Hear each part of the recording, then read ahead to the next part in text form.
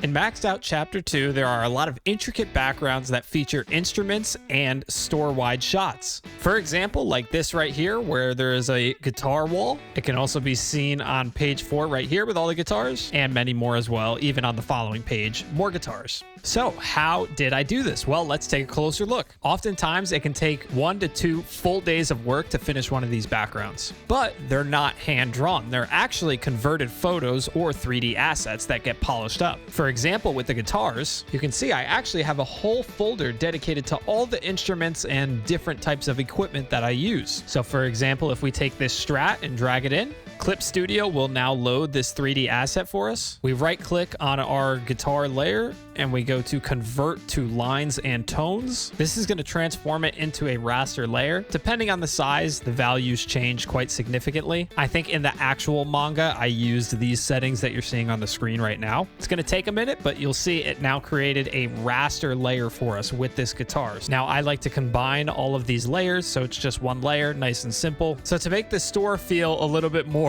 lifelike or realistic of a place to be in, I made sure all of the guitars are different, because in a music store, if we go to the actual reference photo that I used, you can see all of the guitars are different colors, different shapes, right? There's a lot of inventory here. So there's all of your posters, your Les Pauls, and then if we flip to the chapter, all of the Les Pauls and the posters are in the appropriate spots they should be. So then we just have to go back to our guitar and customize it to make it look different. This is the very time-consuming part. It takes a while. So I like to select a certain area with the selection tool. Then in Clip Studio's monochromatic patterns, you can choose some tones, and now you can change the color of the guitar to whatever you want.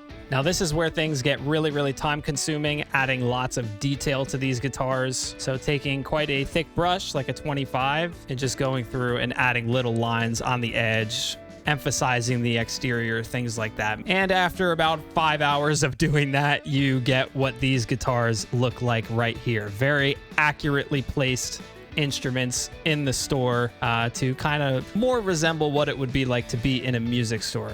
I'm someone that absolutely loves the presence of being in a music store. Like, everything just looks very chaotic, and it's so cool to see all the colors of the instruments on the wall. So I really wanted this manga to capture that vibe throughout here. Like, there's just instruments and things everywhere, brands. It's now available through the link tree on my profile. Your support is greatly appreciated. So many of you have said that you absolutely loved it so far, and I'm so grateful for that. Thank you guys so much for reading. And now it's time for me to start working on Chapter 3.